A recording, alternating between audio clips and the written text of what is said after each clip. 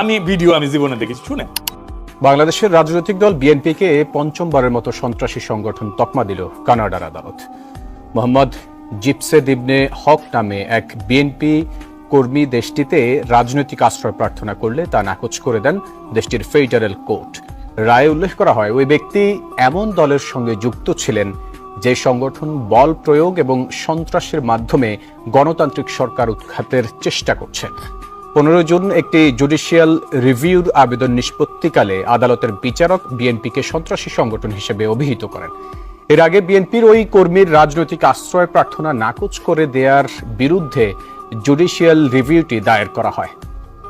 এখন বিএনপির সব লেসপেন্সার গুলো বলে, দাদা আপনি কিছু কেমনে জানলেন? ভাই, আমরা রাজনীতি করি, মানুষের সাথে মিশি, কথা বলি, মানুষ নিয়ে আমাদের কাজ। আমরা টেম্পু স্ট্যান্ড দখল, আওয়ামী লীগের ব্যবসা দখলের ধান্দা করি না।